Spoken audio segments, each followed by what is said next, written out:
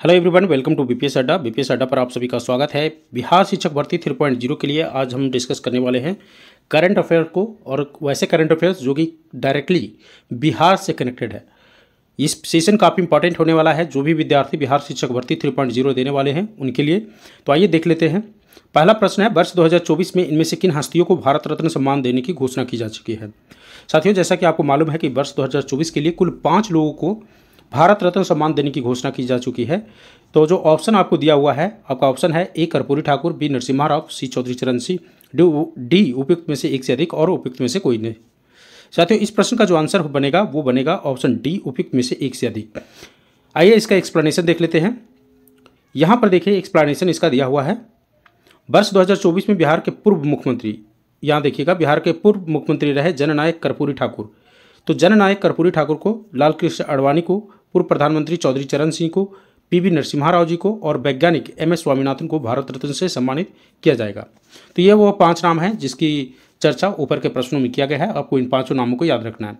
खासकर कर्पूरी ठाकुर का नाम याद रखना है कि ये प्रश्न आपको छप गया होगा पेपर में, ये प्रश्न आपसे पूछा ही जाएगा। एक तो प्रश्न यहाँ से ये बनेगा कि कर्पूरी ठाकुर को क्या कहा जाता था, तो जननायक कहा जाता था। और कर्पूरी ठाकुर जिनको भारत रत्न सम्मान देने की घोषणा की गई है उनका संबंध कहाँ से था, तो बिहार से था। अगला प्रश्न देखिएगा, इनमें से हरित क्रांति का जनक किसे कहा जाता है। तो साथियों, जैसा कि आपको मालूम है कि हरित क्रांति का जो जनक है वैज्ञानिक एमएस स्वामीनाथन को कहा जाता है। तो इस प्रश्न का सही आंसर होगा ऑप्शन ए, एमएस स्वामीनाथन।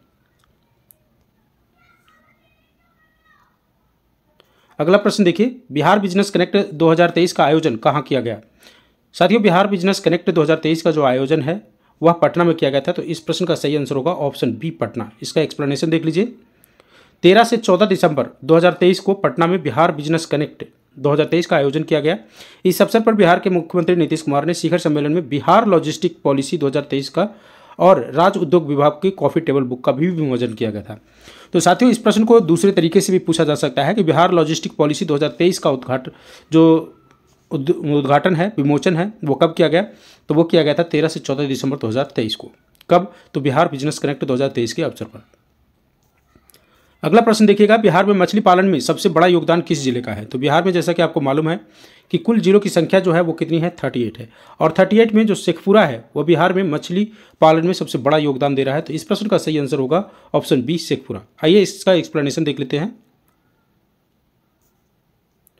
यहां पर देखेंगे आप, मछली उत्पादन में बिहार अब देश के शीर्ष 4 राज्यों में शामिल हो गया है। तो 4 देश के जो कुल राज्य हैं उसमें चौथा पोजीशन बिहार का आ गया है मछली उत्पादन में। बिहार में मछली पालन में सबसे बड़ा योगदान जो है शेखपुरा जिले का है। याद रखना है आपको, बिहार के राज्यों की अगर बात करें, बिहार के जो जिला की अगर बात करें तो वो शेखपुरा जिला का है। राज्य में प्रत्येक वर्ष 8.02 लाख मीट्रिक टन मछली की मांग के मुकाबले वर्तमान में 7.62 लाख मीट्रिक टन की मछली का उत्पादन हो रहा है। देखिए, इतना उत्पादन होने के बाद भी, यानी इंडिया में चौथे पोजीशन पर होने के बाद भी, बिहार जो है अपने डिमांड से कम ही उत्पादन कर रहा है। डिमांड है 8.02 लाख मीट्रिक टन, लेकिन उत्पादन जो है 7.62 लाख मीट्रिक टन मछली का ही हो रहा है।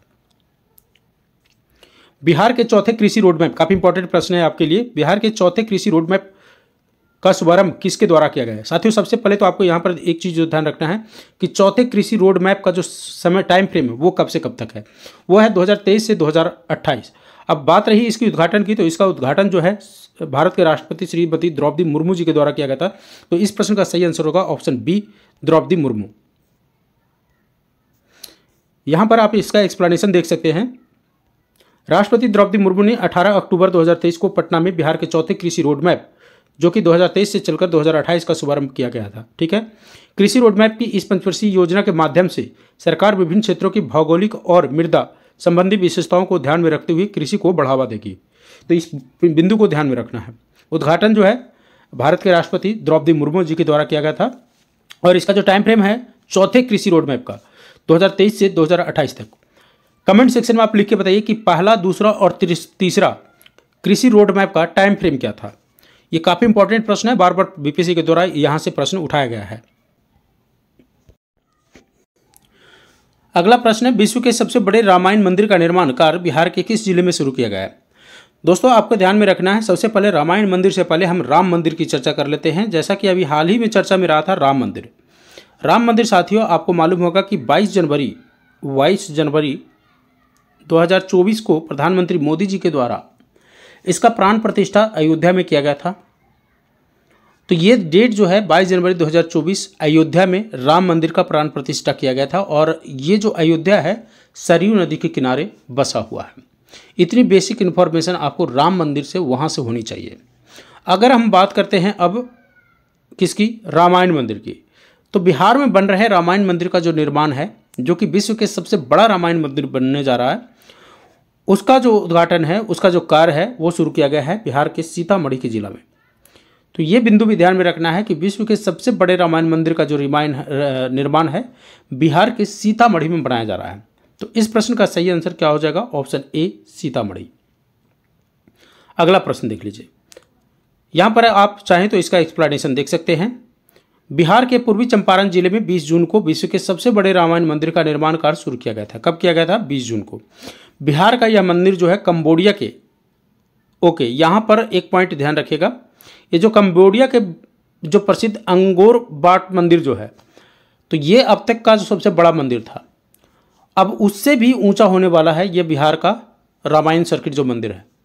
तो ये ध्यान रखना है कि अगर आपसे पूछता है कि अंगकोर वाट का जो मंदिर है वो कहाँ पर है, तो वो कंबोडिया में है। और अब उससे भी ऊंचा सीतामढ़ी में, बिहार के सीतामढ़ी में रामायण मंदिर का उद्घाटन किया गया है 20 जून 2023 को। रामायण मंदिर के निर्माण में जो है 3.7 लाख वर्ग फुट की विशाल भूमि पर किया जाएगा। तो ये जो निर्माण जो है उसमें कुल जो भूमि है वो कितना होगा, 3.7 लाख वर्ग फुट। तो ये काफ़ी बड़ा और भव्य बनने वाला है। अगला काफ़ी इंपॉर्टेंट प्रश्न है, यहाँ से देखिएगा, central bank digital currency. Central bank digital currency यानी सीबीडीसी को अपनाने वाला देश का पहला नगर निगम कौन बन गया है। साथियों, सेंट्रल बैंक डिजिटल करेंसी को अपनाने वाला देश का पहला नगर निगम जो है वह पटना नगर निगम बन गया है। तो इस प्रश्न का सही आंसर होगा ऑप्शन ए पटना नगर निगम। याद रखना है आपको, सेंट्रल बैंक डिजिटल करेंसी को अपनाने वाला देश का पहला नगर निगम कौन बन गया है, तो पटना नगर निगम। यहाँ एक्सप्लेनेशन देख सकते हैं आप, पटना नगर निगम सेंट्रल बैंक डिजिटल करेंसी को अपनाने वाला देश का पहला नगर निगम बन गया है। लॉन्च इवेंट 23 मई 2023 को पटना नगर निगम के मेयर, डिप्टी मेयर और नगर आयुक्त की भागीदारी के साथ हुआ था। अगला प्रश्न देखिएगा, ये भी काफ़ी इंपॉर्टेंट है।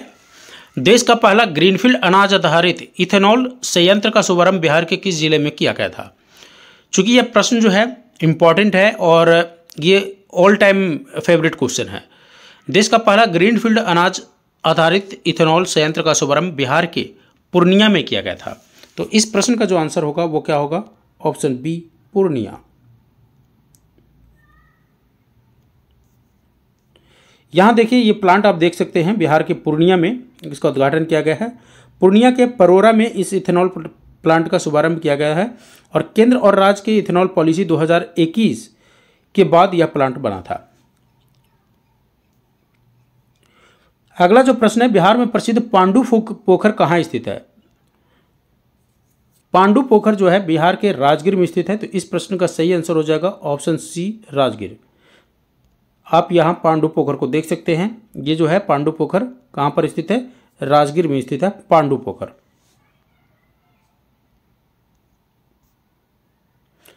अगला प्रश्न और आज का लास्ट प्रश्न है साथियों, बिहार के कुल कितने स्थान को यूनेस्को विश्व धरोहर में शामिल किया गया है।